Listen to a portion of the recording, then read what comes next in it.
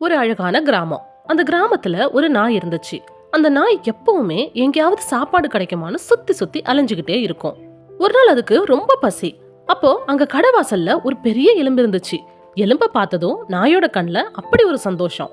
அடடா, இவ்ளோ பெரிய எலும்பா, இன்னைக்கு வயிறு ஃபுல்லா சாப்பிடலாமேன்னு நினைச்சது. யாராவது இதை பறிச்சுக்கிட்டா என்ன பண்றதுன்னு எலும்ப வாயில இறுக்கமா பிடிச்சுக்கிட்டு அமைதியான இடத்துக்கு போலான்னு முடிவு பண்ணுச்சு. போற வழியில ஒரு ஆறு இருந்துச்சு. ஆத்த கடந்து போனா நிம்மதியா உட்கார்ந்து சாப்பிடலான்னு ஆத்த கடக்கவும் ஆரம்பிச்சது. எலும்ப கட்டியமா பிடிச்சுக்கிட்டு ஆற கடந்து போயிட்டு இருந்தது. ஆத்துக்கு நடுவுல போகும்போது தண்ணிக்குள்ள ஒரு நாயை பார்த்துச்சு. அது தன்னோட பிம்பம் தான்னு அதுக்கு தெரியல. அட, இன்னொரு நாயான்னு நினைச்சது. அதுகிட்ட என்னை விட ரொம்ப பெரிய எலும்பு இருக்கேன்னு நாய்க்கு பேராசை வந்துச்சு.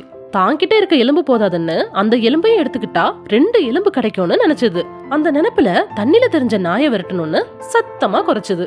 அவ்வளவுதான், அந்த நிமிஷமே நாய் வாயில இருந்த எலும்பு தண்ணிக்குள்ள விழுந்துடுச்சு. நாய் அதிர்ச்சியோட தண்ணிக்குள்ள தேடி பார்த்துச்சு. ஆனா எவ்வளவு தேடியும் எலும்பு கிடைக்கவே இல்ல. தன்னோட தவறு அப்பதான் அதுக்கு புரிஞ்சுது. பசியோட அந்த நாய் மெதுவா ஆத்த கடந்து போயிடுச்சு. பேராசப்படுறதால நம்ம கிட்ட இருக்கிறது நம்மள விட்டு போற வாய்ப்பு இருக்கு. இருக்கிறத வச்சு சந்தோஷமா வாழலாம். தேங்க்யூ.